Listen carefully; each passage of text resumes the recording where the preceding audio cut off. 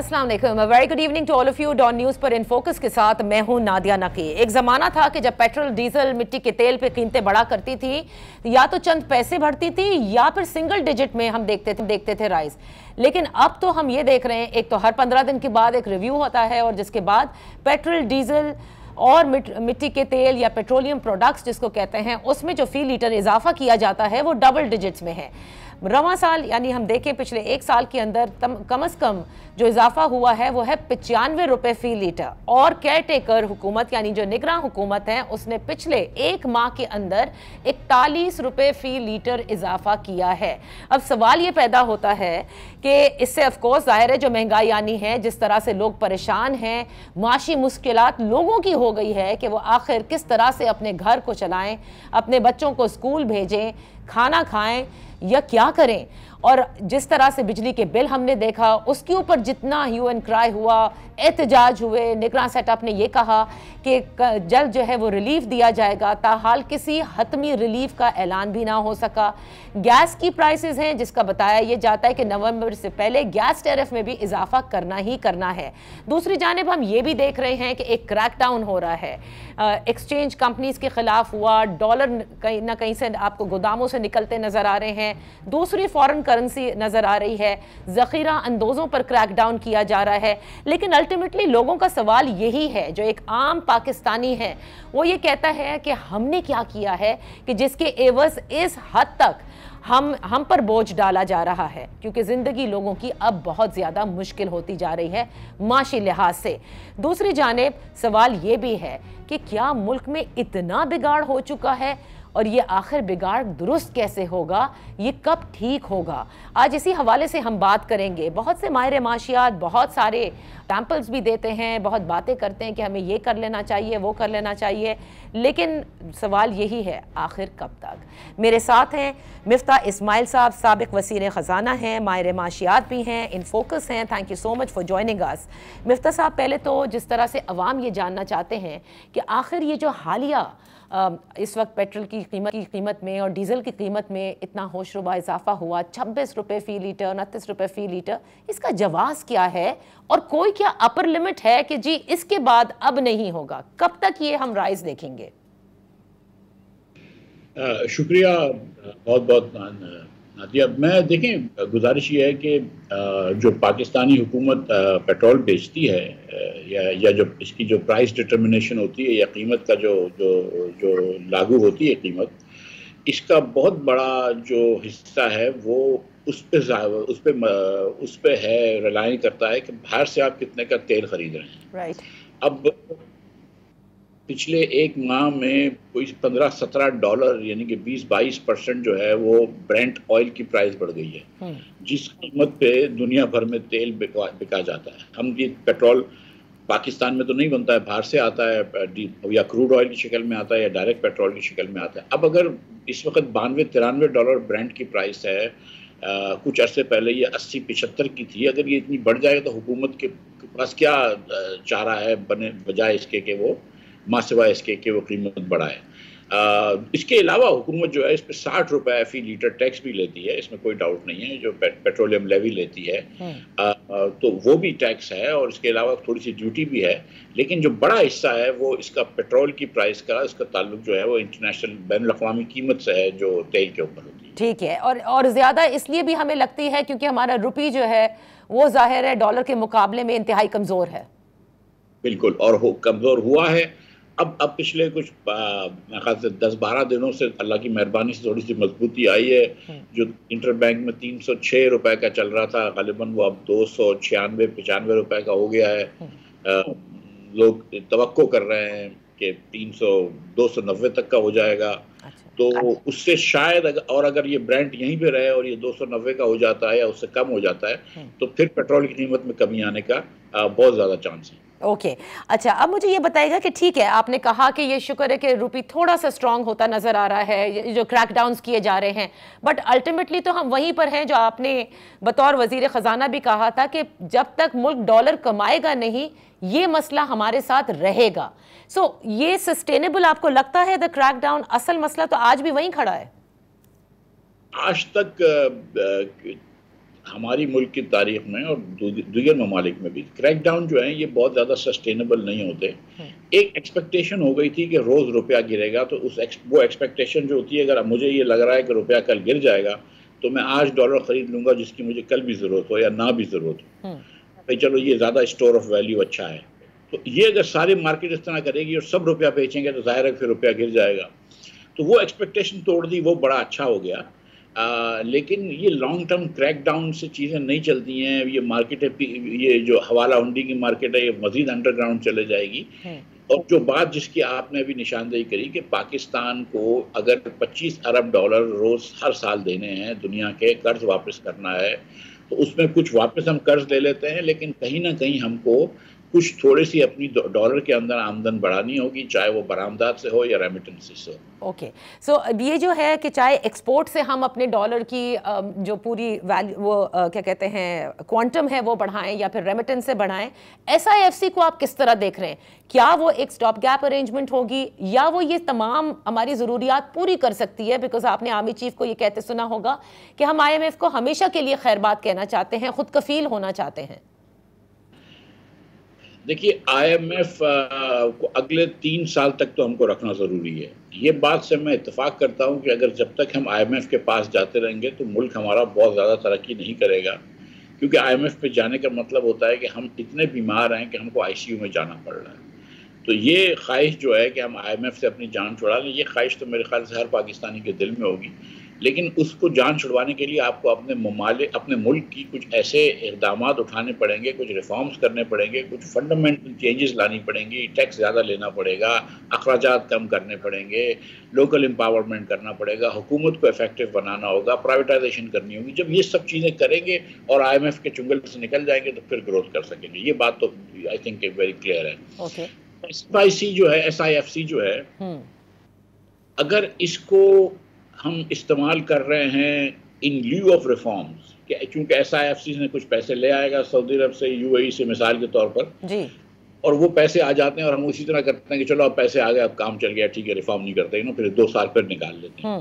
तो बहुत ज्यादती हो जाएगी, क्योंकि हम कुछ अपने ज़मीनें दे रहे होंगे, कुछ हम मादनियात में इन्वेस्टमेंट ला रहे होंगे, कुछ IT में इन्वेस्टमेंट ला रहे होंगे, दीगर चीज़ें कर रहे होंगे। तो अगर हम SFIC को इस्तेमाल करें कि चलो SFIC आ गया तो अब मुल्क के अंदर जो बहुत ज़्यादा कठिन मसाइल हैं वो हम क्राइसिस पे नहीं जा रहे, लेकिन अब क्योंकि क्राइसिस से बचे हुए हैं तो चलो रिफॉर्म्स कर लें। अगर हम SIFC को अपना रिफॉर्म्स को डिले ना करें उसकी वजह से, लेकिन रिफॉर्म्स उसकी वजह से और तेज़ी से कर लें तो बड़ा अच्छा कदम हो जाएगा SIFC। लेकिन अगर जिस तरह तारीख में होता रहा है कि कोई भी हमको कहीं से पैसे आए, मुशर्रफ साहब के ज़माने में कहीं पैसे आ गए वगैरह वगैरह, तो उससे हमको फिस्कल स्पेस जो मिलती है हम उससे रिफॉर्म्स मजीद डिले कर देते हैं। अगर वो किया तो फिर बहुत ज़्यादा नुकसान हो जाएगा। हाँ, क्योंकि हर चीज़ हमारे लिए हम कहते हैं गेम चेंजर है, लेकिन फिर वो साबित नहीं होती मिफ्ता साहब, उल्टे हम फंसते ही चले जाते हैं किसी उसमें।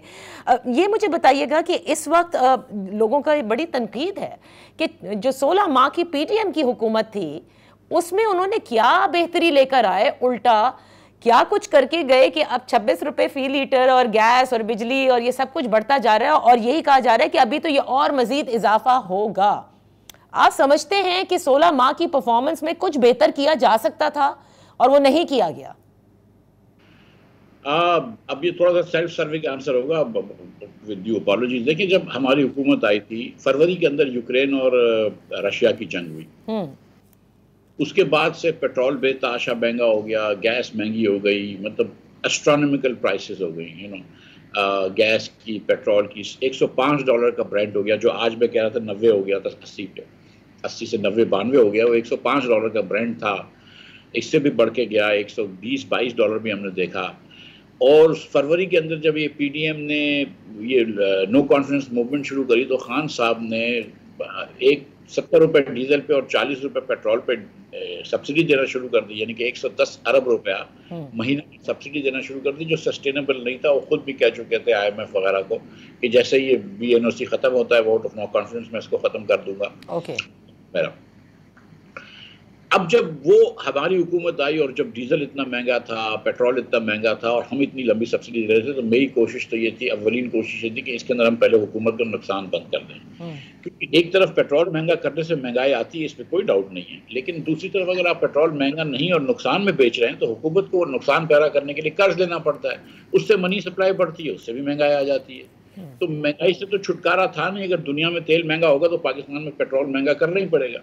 अगर आप ये आर्टिफिशियली जो है वो कुछ अरसे तक सस्ता करते हैं, जैसे खान साहब ने किया, दुनिया से पाकिस्तान में अपने बच्चों के उस पर कर्ज लेकर हम मकरूज हो रहे हैं, मजीद कर्ज बढ़ा रहे हैं, तो वो तो पॉलिसी सही नहीं है।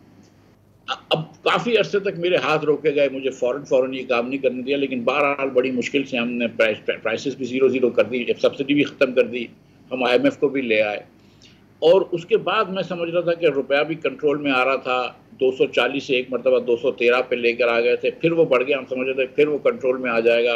इंपोर्ट पे रिस्ट्रिक्शंस थी लेकिन ज़्यादा नहीं थी, and things were getting better.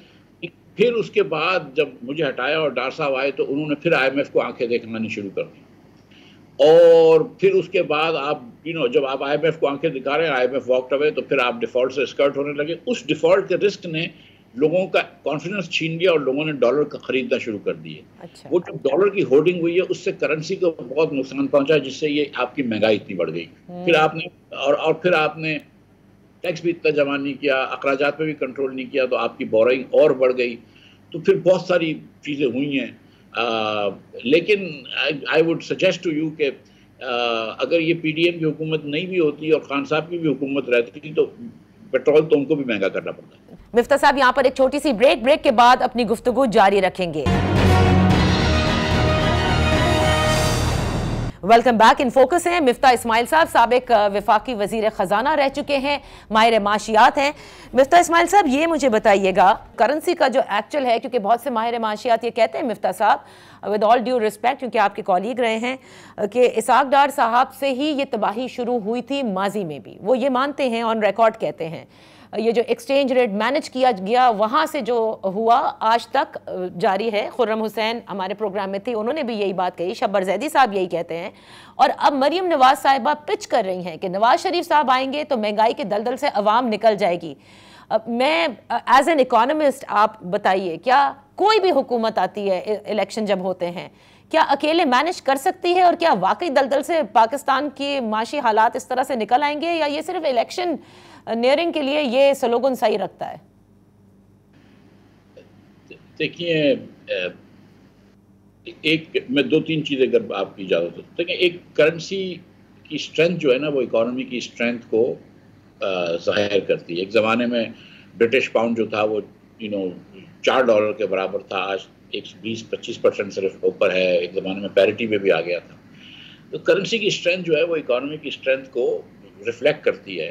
अगर आपकी इकोनॉमी में बरामदात ज़्यादा हो रही हैं, दरामदात कम हो रही हैं, आपकी इकोनॉमी सरप्लस पैदा कर रही है, तो फिर आपकी करेंसी आहिस्ते आहिस्ते बददराज बढ़ती जाएगी। हमने इस बात को नहीं समझा कि करेंसी बढ़नी चाहिए, जब मईशत बढ़नी चाहिए, जब मईशत स्ट्रांग होनी चाहिए। हमने खाली करेंसी को बढ़ाने की कोशिश की।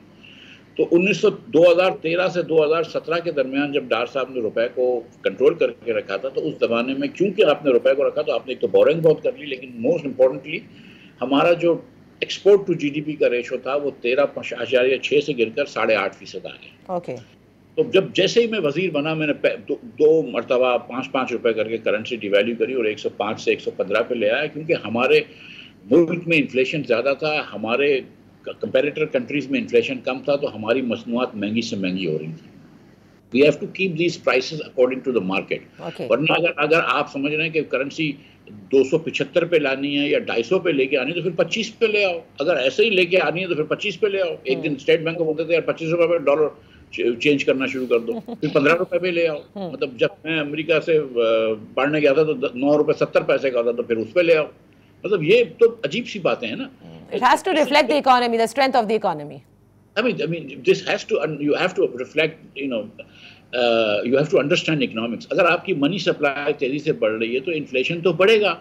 अब ये होता है कि हम एडमिनिस्ट्रेटिव बुक कर लें और डिप्टी कमिश्नर को आप भेजें कि जाके आप दुकानों पे रेड कर लें, ठीक है, लेकिन the fact of the matter is कि पाकिस्तान में मनी सप्लाई बड़ी तेजी से बढ़ रही है और उस मनी सप्लाई को आपको बढ़ने से रोकना है। और उसको रोकने के लिए आपको कहीं ना कहीं हुकूमत की बोरोइंग कम करनी होगी। अच्छा। या हुकूमत की बोरोइंग कम होगी टैक्स बढ़ाने से, या हुकूमत की बोरोइंग होगी एक्सपेंडिचर कम करने से। तीसरी कोई चीज है नहीं, कोई ऐसी इजाद नहीं हुई है आज तक। सही। हम ना एक्सपेंडिचर काट सकते हैं, हाँ, ना वो बढ़ा सकते हैं। वफाक ने 60% पैसे जो हैं वो सूबे को दे देता है, तो वफाक वैसे ही मतलब पहले दिन से बैंकरप्ट चल रहा होता है, और सूबे के पास वाफर पैसे हैं, वो पैसे खर्च कर रहे हैं, तनख्वाहें बढ़ा रहे हैं, लोग रख रहे हैं, लेकिन and they have nothing to show for, certainly not in Sindh.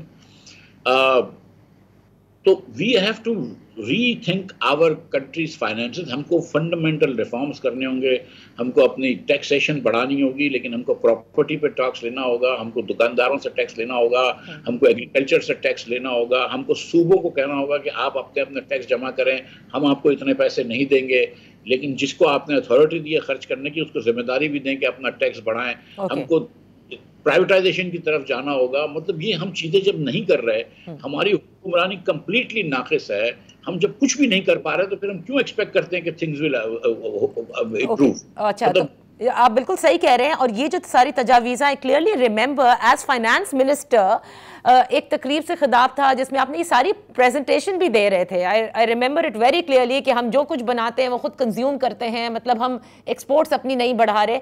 मैं सिर्फ आपसे ये जानना चाहती हूँ, क्योंकि लोग जब अब आपको सुनते हैं मिफ्ता साहब, वो कहते हैं कि जब आपके पास वो रेसिपी मौजूद है फॉर करेक्टिव मेजर्स, तो क्या वजह है कि जब आप बैठते हैं उस कुर्सी पे, आप बैठे, कोई भी फाइनेंस मिनिस्टर बैठे, वो नहीं कर पाता? लेकिन नाजिया, मैंने कोशिश की थी वो रिटेल के ऊपर टैक्स लगाने की। वो क्या हुआ वो आप उससे बेहतर जानती है। शब्बर साहब ने भी की थी, वो भी आपको याद होगा।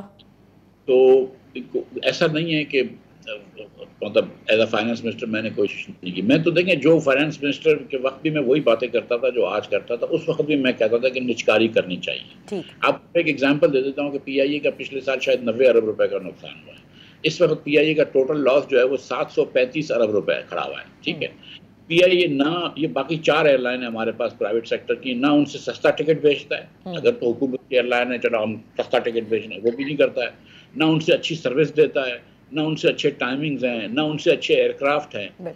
पीआईए को जो हम 90 अरब रुपए देते हैं वो किस चीज के दे रहे हैं? मतलब व्हाट इज द पॉइंट? और पीआईए की जो तनख्वाहें उससे ज्यादा हम उनको पैसे देते हैं। मैं ये नहीं कह रहा हूँ कि जो हमारे पीआईए में भाई बहन नौकरी करते हैं उनको निकाल दो, उनको रखो, उनको तनख्वाह दे दो, जब तक वो रिटायर नहीं होते उनको हुकूमत के किसी सरप्लस पूल में डाल दो। लेकिन ये 100 अरब रुपया नुकसान कर रहा है। रेलवे में आप 100 अरब रुपया नुकसान करते हैं। स्टील मिल आपने अभी तक नहीं प्राइवेटाइज की, डिस्कोस में कर रहे हैं। अच्छा, डिस्कोस, जेनकोस, मतलब 1960 के 70 के आपके पास जनरेटर्स लगे हुए हैं जो कि 60 रुपए का यूनिट बिजली का बनाते हैं। सिर्फ कॉस्ट आपकी फ्यूल कॉस्ट 60 रुपए आती है, आपने उनको रखा हुआ है। तो जब तक आप इन कुछ देखें, कोई रिफॉर्म्स तो करें ना। सही। कुछ मैं आपको एक और मिसाल देता हूँ। अगर ये सेंसस सही है और पिछला सेंसस सही है, तो हमारी पॉपुलेशन 3% से बढ़ रही है, जो कि कांगो के बराबर है। ठीक है, कोई भी साउथ एशियन कंट्री है ना, बांग्लादेश, बिल्कुल बिल्कुल, ठीक है, उनके बराबर नहीं। इसका मतलब है कि 90 लाख लोग बच्चे पैदा हो रहे हैं हर साल। ठीक है, 90 लाख बच्चे का मतलब है कि आज से 4 साल, 5 साल, 6 साल बाद हमको 90 लाख बच्चों को स्कूल में दाखिला देना पड़ेगा। बिल्कुल। अगर 90 बच्चों पे एक क्लासरूम हो या 45 बच्चों पे एक क्लासरूम हो, तो आपको 2 लाख क्लासरूम लगाने पड़ेंगे, आपको 2 लाख टीचर्स रखने पड़ेंगे। आपके पास वो वसाइल तो नहीं है। आपको उसको 18 साल बाद 90 लाख नौकरियां देनी पड़ेंगी, आपके पास वो वसाइल भी नहीं है, ना आपकी इकोनॉमी ऐसी ग्रो कर रही है।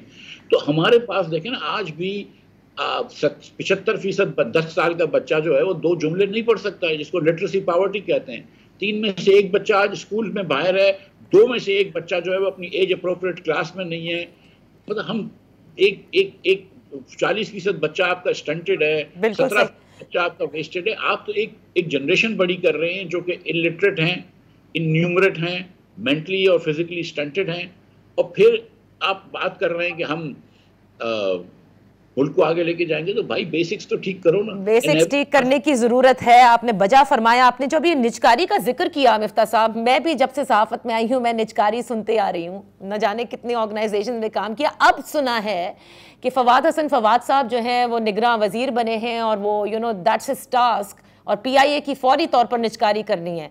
मेरा सवाल ये है कि आप समझते हैं कि अब जिस हाल में हमारे ये इदारे हैं, we'll be able to invite that foreign investor? देखिए, फवाद मेरा दोस्त है और अच्छे दोस्त हैं, तो मैं समझता हूं कि अगर कोई वजीर कर सकता है तो फवाद है, वो कर सकता है, ठीक है। अगर फवाद को फ्री हैंड दिया जाए और उसको अथॉरिटी दी जाए तो फवाद साहब ऐसे काबिल इंसान हैं विद इंटेग्रिटी कि वो ये काम कर सकते हैं। लेकिन आया उनको ये रूप दिया जाएगा या फ्री हैंड दिया जाएगा, बड़ी लॉबीज होंगी, इसकी समझ बड़ा टकराव होगा, तो वो देखना है। जो दूसरी आपने बात की कि क्या इंटरेस्ट होगा, तो देखें, एक तो ये सजेशन था कि आप पीआईए से सारे डेट्स जो हैं वो गवर्नमेंट अस्यूम कर ले और बाकी पीआईए के एसेट्स बेच दें। तो इस वक्त तो पीआईए की देखें ना, पीआईए का जो इक्विटी है उससे जो एसेट्स हैं उससे 5 गुना ज्यादा उसकी डेट है। तो जो आपसे लेने आएगा वो तो 500 अरब रुपए का नुकसान तो नहीं उठेगा ना, तो आपसे 500 अरब रुपए मांगेगा, तो आपने उसको 35 अरब रुपए तो पहले अलग रखने पड़ेंगे और फिर पीआईए को आपको देना पड़ेगा, प्राइवेटाइज करना पड़ेगा, इसमें कवानीन के चेंज करने पड़ेंगे, प्राइवेटाइजेशन का कानून चेंज करना पड़ेगा। पीआईए की अपनी स्टैट्यूटरी वो है जिसके अंदर आप 40-45% से ज्यादा नहीं दे सकते। तो ये अब लेकिन लाइक आई सेड कि मैं सच ये समझता हूँ, and yes I will admit कि he is a friend of mine, लेकिन आई रियली थिंक कि Fawad is one of the most capable bureaucrats, was one of the most capable bureaucrats of his generation, और ये अगर कोई कर सकता है तो फवाद कर सकता है। मिफ्ता साहब, यहाँ पर एक ब्रेक लेते हैं। जब ब्रेक से वापस आएंगे तो स्टेट बैंक ने जिस तरह से इंटरेस्ट रेट रखे हुए हैं इस पर भी बात करेंगे, right after this one. Welcome back. In focus हैं साबिक वफाकी वजीर खजाना मिफ्ता इस्माइल साहब। बात कर रहे हैं हम कि आखिर कब तक पाकिस्तान के अवाम ये सब कुछ भुगतते रहेंगे और कब तक ये महंगाई का तूफान इसी तरह से रहेगा। मुझे अब जरा इंटरेस्ट रेट के हवाले से बताइएगा, क्योंकि वो उतने ही मेंटेन किए। क्या स्टेट बैंक ऑफ पाकिस्तान ने या सेंट्रल बैंक के पास जो टूल्स होते हैं जो बर वक्त अगर इस्तेमाल किए जाएं to ease of the pressure on rupee and at the same time also keeping everything regulated ताकि इन्फ्लेशन भी आपकी उस तरह से ना बढ़े, आप समझते हैं सेंट्रल बैंक ने उसका सही इस्तेमाल किया, अपने टूल्स का बर वक्त किया? अगेन सेंट्रल बैंक के पास भी बहुत ज़्यादा डिग्रीज ऑफ फ्रीडम नहीं है, वो बहुत ज़्यादा चीज़ें नहीं कर सकते हैं। उन्होंने फॉरवर्ड एक हमने एग्रीमेंट किया हुआ IMF से जिससे हम फॉरवर्ड लुकिंग इन्फ्लेशन देख रहे हैं कि आगे हमको इन्फ्लेशन कितना लगाता है। अगर इन्फ्लेशन आपको ज़्यादा लग रहा है तो आप इंटरेस्ट रेट अगर कम रखेंगे तो नेगेटिव इंटरेस्ट रेट हो जाएगा। वैसे ही पाकिस्तान में सेविंग्स बहुत कम है। इनका ये ख्याल है मेरे ख्याल से स्टेट बैंक का कि अब पाकिस्तान में इन्फ्लेशन जो है वो 20% तक होगा, तो उन्होंने उसको स्लाइटली पॉजिटिव रखने के लिए 22 पे रहने दिया है। I think that was the right decision. But मतलब nobody, no central banker, nobody likes to raise interest rates। उनको सबको पता है कि हुकूमत का भी नुकसान होता है, प्राइवेट सेक्टर का भी नुकसान होता है, लेकिन आप इंटरेस्ट रेट बढ़ाते हैं बसूरत मजबूरी, वरना महंगाई को कंट्रोल आप नहीं कर सकते।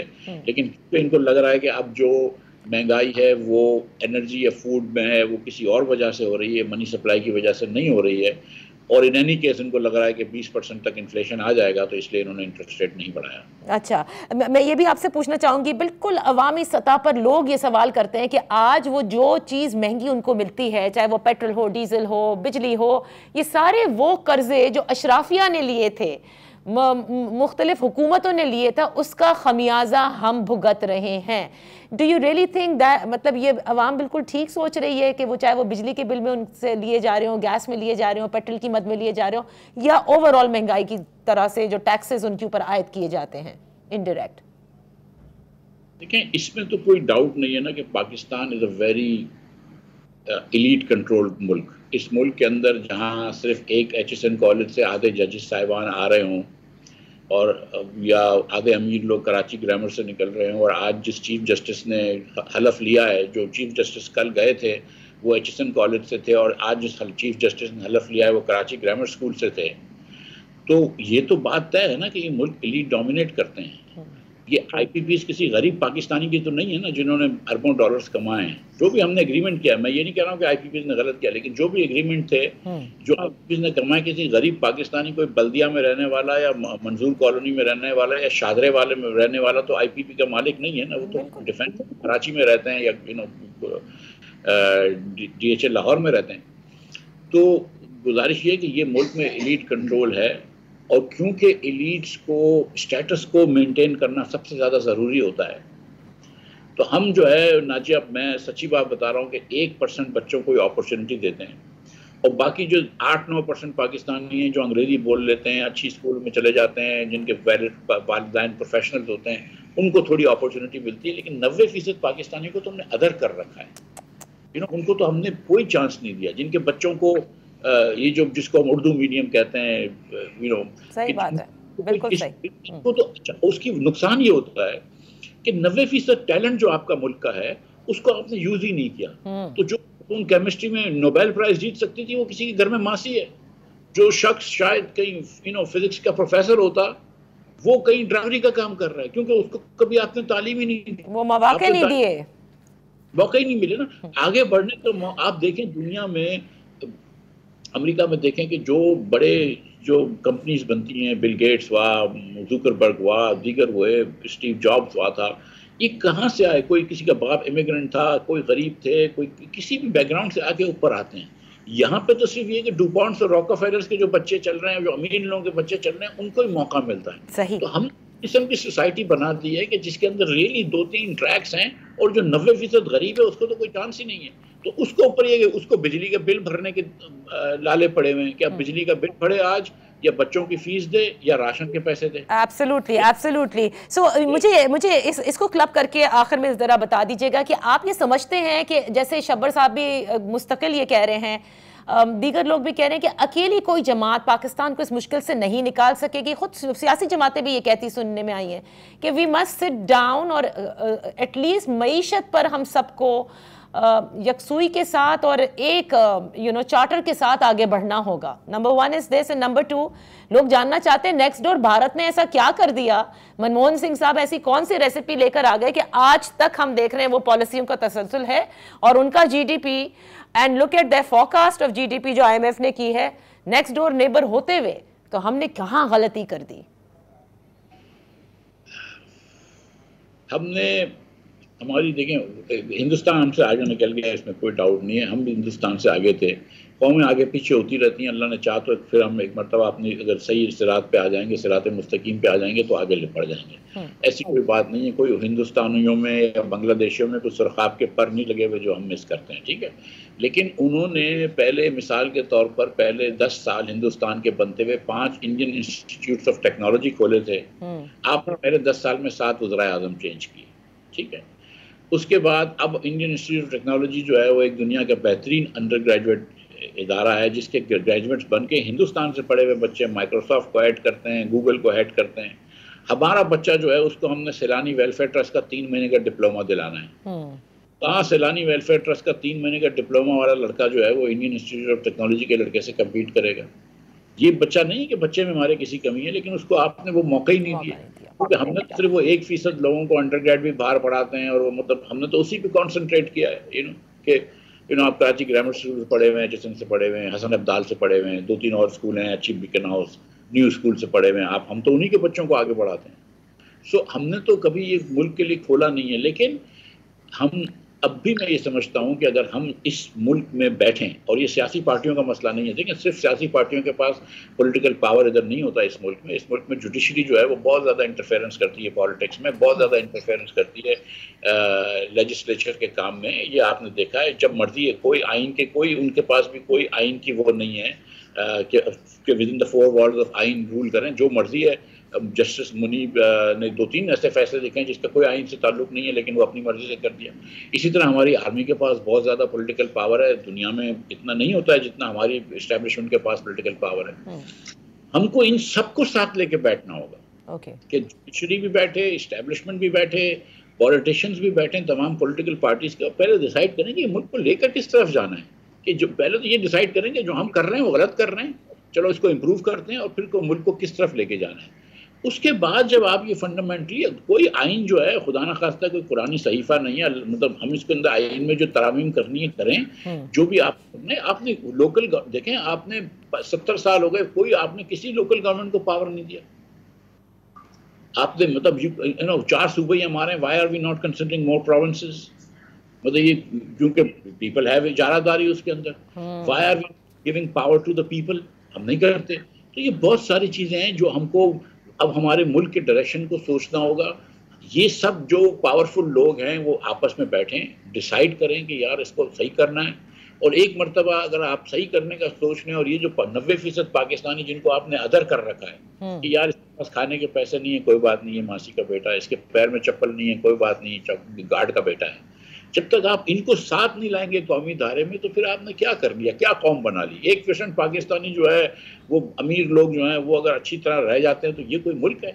बिल्कुल बिल्कुल, आप सही कह रहे हैं। तो इलेक्शन के नतीजे में जब सब कहते हैं कि तसलसल आएगा पॉलिसीज में, तो वो तभी आ सकता है मिफ्ता साहब, आप समझते हैं आएगा अब जैसे इलेक्शन होंगे, या आप समझते हैं कि वही जो बात आपने कही कि सबको बैठना होगा, चाहे वो इस्टेब्लिशमेंट हो, जुडिशरी हो, सियासी जमातें हो, and then only we can move forward? सच्ची बात तो ये, मैं ये समझता हूँ कि इलेक्शन से पहले बैठना चाहिए, और अगर काकर साहब चाहें तो काकर साहब को भी अल्लाह ने एक इज्जत दी है, पोजीशन दी है अनवार साहब को, कि वो इस वक्त सबको बुलाएं, सारे सियासी लीडरान को बुलाएं, इस्टेब्लिशमेंट को बुलाएं, जुडिशरी को बुलाएं, बोलें यार चलो बैठ जाओ। सुप्रीम कोर्ट के अंदर आपस में अंदर लड़ाई चल रही है, मतलब सीरियसली, मतलब ये अजीब अजीब हरकतें हैं। So I mean they should all sit together and figure out कि यार करना क्या है, इस मुल्क को क्या इस तरह लेकर चलेंगे आप? सही है कि मतलब अगर हमारी जो, just to give you one statistic, Pakistan के अंदर 40 बच्चे 1000 में से पहली 28 दिन के अंदर वफात कर लेते हैं for 28 days of birth. The infant mortality rate is too high. Pakistan is the second worst. On the first 28 days का infant mortality rate, Pakistan is the second worst after Lesotho. We are worse than South Sudan. We are worse than Sudan. So we have nothing to show for. We have nothing to be proud of. जितने भी लोग रहे हैं ना, मतलब बशमूल मेरे जो वज़राए prime ministers रहे हैं, चीफ मिनिस्टर्स रहे हैं, what have you got to show for it man? 42% हमारी बहनें जो हैं वो आयरन डिफिशिएंसी पे हैं। 16 रुपए के एक इंजेक्शन में अगर आप उसको डालो, एफिशिएंसी कम हो जाएगी, इसकी वजह से उसका बच्चा जो है वो कम वेट का पैदा होता है, जो मेंटली स्टंटेड हो जाता है। मिफ्ता साहब, आपकी ये बातें बिल्कुल दुरुस्त, the statistics are absolutely correct, और ये एक्चुअल रियलिटी है इस मुल्क की। अगर हम मतलब जो अशराफिया है वो बाहर इन सारे इलाकों में जाकर देख ले, चाहे वो पंजाब के इलाके हो, खैबर पख्तूनख्वा, बलोचिस्तान, सिंध, सब नजर आ जाएगा आपको। लेकिन आप समझते हैं आपकी इन बातों को एक्सेप्ट करेगी कोई भी जमात? आप PMLN से ही हैं, क्या वो एक्सेप्ट करने को तैयार होंगे क्या, या कोई और? नो, देखिए PMLN से तो मैं बहुत अर्से पहले उधम से रिजाइन कर चुका हूँ। पार्टी से रिजाइन करने का कोई कॉन्सेप्ट नहीं होता, मेरा किसी अब सियासी जमात से ताल्लुक नहीं है, और मैंने बहुत अर्से पहले कहा था कि मैं इलेक्टोरल पॉलिटिक्स से भी हट गया हूँ। लेकिन ये जो बातें हैं ये तल्ख हकीकतें हैं, और ये कोई PMLN की क्रिटिसिज्म नहीं है, या सिर्फ PTI की या पीपल्स पार्टी की क्रिटिसिज्म नहीं है, इसके अंदर ये सब शामिल है। PTI भी 4 साल आ गई तो क्या कर लिया, मतलब या PMLN ने क्या कर लिया, या पीपल्स पार्टी ने क्या कर लिया है? मैं तो आपसे एक बेसिक बात कर रहा हूँ ना कि आपके 90 लाख बच्चे पैदा हो रहे हैं, आप किसी हुकूमत ने पॉपुलेशन कंट्रोल की है?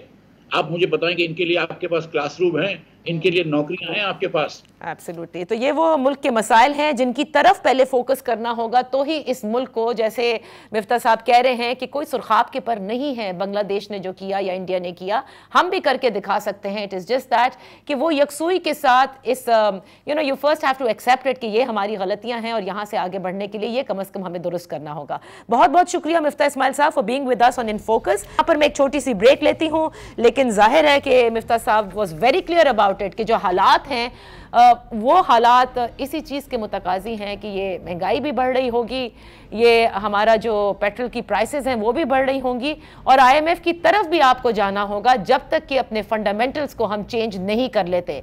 अब दूसरी जानिब आ रहे हैं नवाज शरीफ साहब वापस लंदन से, और मरियम नवाज साहिबा कहती हैं कि वही हैं जो मुल्क को महंगाई की दलदल से निकाल लेंगे। उसी जमात में शामिल हो गए हैं साबिक लीडर ऑफ द ऑपोजिशन राजा रियाज साहब। ब्रेक के बाद लंदन से होंगे वो हमारे साथ, राइट आफ्टर दिस वन।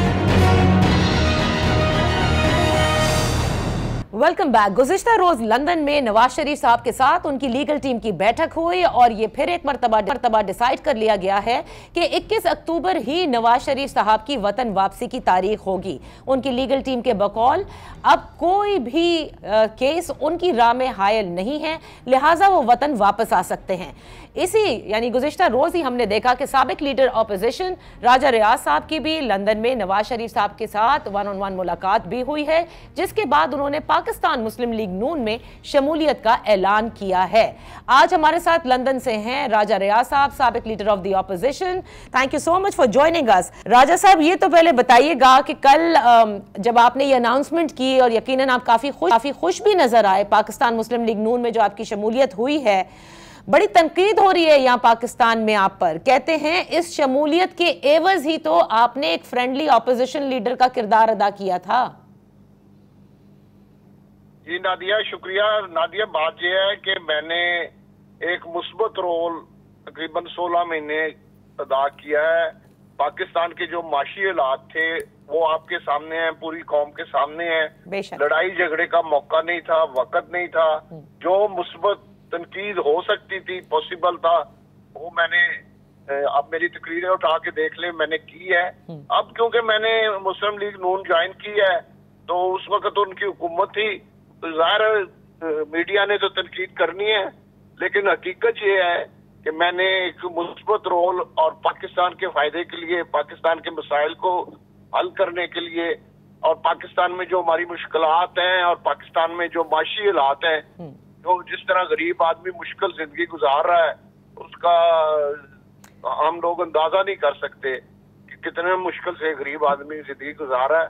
तो उन हालात में मैं समझता हूँ कि मैंने एक मुश्किल वक्त में एक अहम रोल अदा किया है, एक पॉजिटिव रोल अदा किया है। अच्छा। और अब मैंने पहले कहा था कि जब मैं इस ओहदे से हटूंगा तो मैं कोई ना कोई जमात ज्वाइन करूंगा। मुझे और भी जमातों ने राब्ता किया, लेकिन मैंने इन हालात में समझा कि मुझे मुस्लिम लीग नून ज्वाइन करनी चाहिए। अच्छा। मैं मियां नवाज शरीफ साहब और मियां शहबाज शरीफ साहब का शुक्रिया अदा करता हूँ, ठीक, उन्होंने मुझे बड़ी इज्जत के साथ पार्टी में शामिल कराया है और मैं उनका मशकूर हूँ। अच्छा। पाकिस्तान के अवाम का मशकूर हूँ। राजा साहब, आपने अपने मजबूत रोल का जिक्र किया। आपने ये भी कहा कि दीगर जमातों से भी आपको कहा जा रहा था, मतलब जाहिर है आपके लिए एक ऑफर होगी कि आप हमारे पास आ जाएं, लेकिन आपने इंतखाब पाकिस्तान मुस्लिम लीग नून का किया है। बताना पसंद करेंगे ऐसा क्यों? क्योंकि पिछले 16 माह में आपने खुद जिक्र किया है कि लोग जिस मुश्किलात का शिकार हैं और गुर्बत की सतह के नीचे जा रहे हैं, मिडिल क्लास पिस रही है, लोअर मिडिल क्लास खत्म हो रही है, और इन्हीं की हुकूमत थी, पीडीएम की ही, जिसमें लीड रोल जो है वो मुस्लिम लीग नून ही अदा कर रही थी। तो फिर क्यों आप समझते हैं कि यही आपके लिए बेहतरीन चॉइस है? देखिए नादिया, मैं इस गेम के अंदर था, मैंने अपनी आंखों से देखा है इमरान खान का दौर। उस वक्त मैं इमरान खान पे तनकीद भी करता रहा हूँ। मैं आज भी ये समझता हूँ कि सारी तबाही का एक जिम्मेदार जो एक शख्स है और उसका नाम इमरान खान है। जिस तरह उसने मुल्क का माशी तौर पे, अखलाकी तौर पे, समाजी तौर पे मुल्क का बेड़ा गर्क किया है, यकीन जाने कि कोई और पाकिस्तानी ये सोच भी नहीं सकता। और उसमें उसकी पीरनी का एक अहम रोल है। उसमें उसका, इस मुल्क का बंदा वज़ीर आज़म हो और घर से वो तवीज़ लेके चले कि फला आदमी को मिलना नहीं है, जहाज में नहीं बैठना है, समुद्र के पास नहीं जाना, तो वो मुल्क को क्या चलाएगा? उसने तो मुल्क का बेड़ा गर्क किया है। और आज पूरी कौम, हालांकि लोग उसके साथ अब भी है, लेकिन मैं तो अंदर से जानता हूँ इस सारा बेड़ा गर्क करने में इमरान खान जिम्मेदार है। और आज जो मुश्किल वक्त पाकिस्तान में है, इस आदमी की बेवकूफियों, नलायकियों, मैं करप्शन का नहीं कहता, मैं इसकी बेवकूफी और नलायक, इससे बड़ा नलायक मैंने आदमी पाकिस्तान में और जिंदगी में नहीं देखा जितना ये आदमी नलायक है। राजा साहब, आप खान साहब के ऊपर तो सारा बोझ डाल रहे हैं, लेकिन आपको याद होगा कि वो खुद बताते हैं कि वो तो फैसला ही नहीं ले सकते थे। उस वक्त के जो चीफ ऑफ आर्मी स्टाफ थे जनरल बाजवा, वही सारे फैसले लिया करते थे। इनकी तो कोई, जिसे कहते हैं कि ही वाज द पीएम, लेकिन इनके हाथ में कुछ नहीं था, तो आप उनको बरी जिम्मा कर रहे हैं। ये बिल्कुल गलत कह रहे हैं। मुल्क का वजीर आजम जो होता है उसको कोई भी आर्मी चीफ ये नहीं कहता कि आप कौम के लिए और मुल्क के लिए फैसले ना करें। वो कोई 1, 2, 4 चीजें होती हैं जिनमें वो इंटरफेयर करते हैं, बाकी पूरी मुल्क के बेहतरी के लिए इकदाम उठाने के लिए, कौम की बेहतरी के लिए इकदाम उठाने से कोई आर्मी चीफ मैं ये मान ही नहीं सकता अच्छा राजा साहब, अब हाल में आ जाते हैं ना, क्योंकि अब आपने पाकिस्तान मुस्लिम लीग नून ज्वाइन कर ली, मियां नवाज शरीफ से मुलाकात हुई, क्या मियां नवाज शरीफ से मुलाकात में तय पाया नून लीग का बयानिया क्या होगा अब जब इलेक्शन के हवाले से वो वापस भी आ रहे हैं और इलेक्शन मुहिम का उन्होंने आगाज भी करना है? देखिए नादिया, बात यह है कि मियां नवाज शरीफ का पाकिस्तान के अवाम जानते हैं कि उस शख्स ने हमेशा मुश्किल वक्त में पाकिस्तान को सहारा दिया है, मुश्किल वक्त से निकाला है। अब भी पाकिस्तान के अवाम समझते हैं, जिस तरह उसने मोटरवेज बनाई हैं, जिस तरह एटमी धमाके किए हैं, जिस तरह हमें माशी तौर पे 2017 में इतना स्ट्रॉन्ग कर दिया था कि हम दुनिया की बड़ी जो मैशत थी उनमें आ गए थे। तो ये पाकिस्तान के अवाम को पता है, लोग हजारों लोग आज मोटरवे पे सफर करते हैं, मोटरवे का पाकिस्तान में जाल बिछा हुआ है। इसी तरह और बहुत से तरक्याती काम है, एटम बम का धमाका है, मिसाइल का ठीक है, अपनी अकम्पलिशमेंट्स का वो जिक्र करेंगे। तो जो हमेशा नून लीग की शिकायत रही, इस पीडीएम की हुकूमत से पहले तक भी रही, उसके थोड़ा जरा बाद भी रही, कि नवाज शरीफ साहब जब वापस आएंगे, जब लेवल प्लेइंग फील्ड होगी, अब वो तमाम मामला यानी तय हो गए हैं, कुछ भी उनकी इस फील्ड में हायल नहीं है, उनको वापस आने से अब कोई नहीं रोक सकता। वो जरूर वापस आएंगे इंशाल्लाह ताला।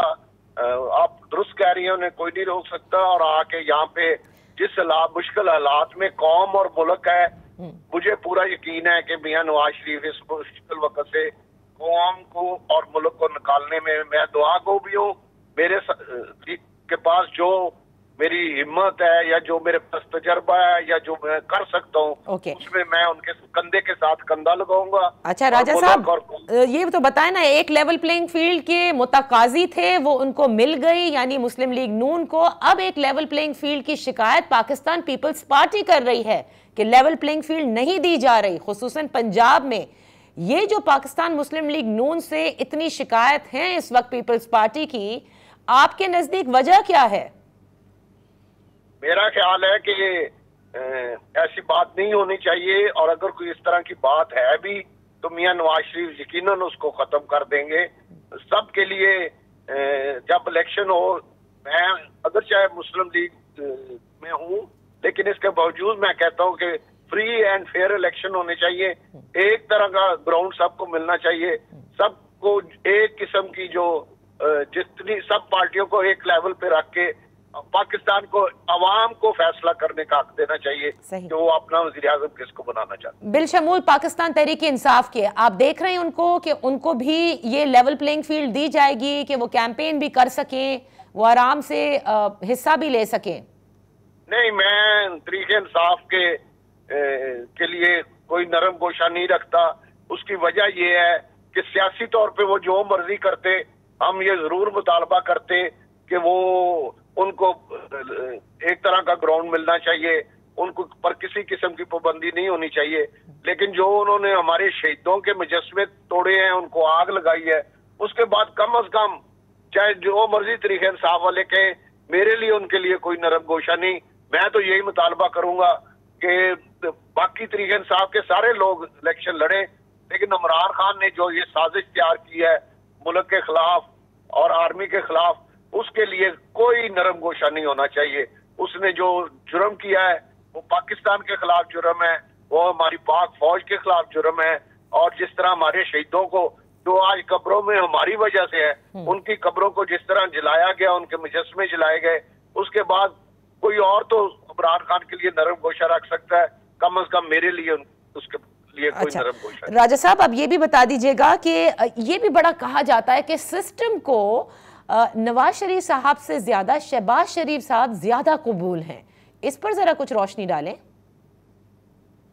देखिए जी, आप समझती होंगी कि मियां नवाज शरीफ और मियां शहबाज शरीफ में फर्क है या वो अलग-अलग है। मैंने तो कल देखा है कि वहां पे पहली दफा एक दफा 10 साल पहले मैं मियां नवाज शरीफ साहब को मिला था, उस दिन भी देखा था, कल भी वही देखा है कि वहां पे मियां शहबाज शरीफ साहब तो उनकी अपने बड़े भाई के साथ साथ बाप की तरह इज्जत करते हैं। भाइयों की बात नहीं कर रही मैं ये नहीं कह रही कि दोनों भाइयों में कोई तफरीक है या कुछ है। जाहिर है ये तो हमें पता है कि शहबाज शरीफ साहब मुस्तकिल जाकर वहां नवाज शरीफ साहब से डिस्कस करते थे काबीना कैसे चलानी है, फैसले कैसे लेने। मैं बात कर रही हूँ स्टैब्लिशमेंट को ज्यादा कबूल शहबाज शरीफ साहब हैं, न कि नवाज शरीफ साहब।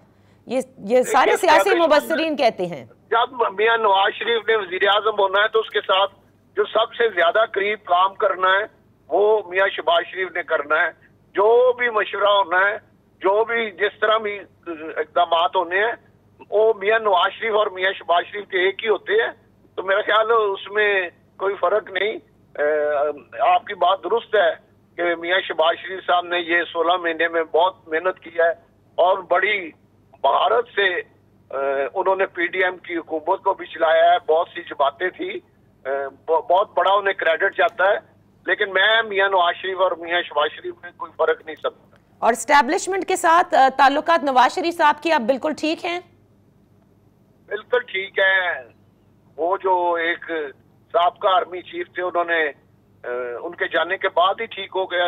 अब तो काफी पुरानी बात हो गई। अच्छा, ठीक है। और जो कहा जाता है कि केयरटेकर प्राइम मिनिस्टर जिनका नाम आपने तजवीज़ किया था, वो आपने नहीं बल्कि आपको दिया गया था कि इन्होंने बनना है, इसके हवाले से जरा कुछ बताना पसंद करेंगे राजा साहब? नादिया, बात यह है कि आपको भी पता है, मुझे भी पता है, पाकिस्तान के अवाम को भी पता है। तो ये बातें कुछ ऐसी होती हैं जो मुल्क के मफाद में उन पे खामोशी ठीक होती है और मैं खामोशी रहना चाहूँ। ठीक है राजा साहब, आखिर में सिर्फ ये बताते जाएं कि क्या नवाज शरीफ साहब भी ये समझते हैं कि फरवरी में इलेक्शन हो जाने चाहिए, या अगर मुल्क के माशी हालात देखते हुए थोड़ा सा तूल भी हो जाए तो कोई इसमें कोई बुरी बात नहीं होगी? नहीं, मेरा ख्याल है कि उनका ख्याल यही है कि इन तमाम मसाइल का हल जो है वो इलेक्शन है और इलेक्शन होनी चाहिए। बहुत बहुत शुक्रिया राजा रियाज साहब, साबिक लीडर ऑफ द ऑपोजिशन, जिन्होंने पाकिस्तान मुस्लिम लीग नून में शमूलियत इख्तियार की है गुज़िश्ता रोज़। कहते हैं कि नवाज शरीफ साहब वापस आ रहे हैं और इस जमात में भी वो अपना भरपूर किरदार अदा करेंगे, जैसे उन्होंने मस्बत किरदार बतौर लीडर ऑफ द ऑपोजिशन अदा किया। इसी के साथ इजाज़त दीजिए, प्रोग्राम का वक्त ख़त्म होता है। अगले हफ्ते फिर हाजिर होंगे। अपना ख्याल रखिएगा। अल्लाह हाफिज़।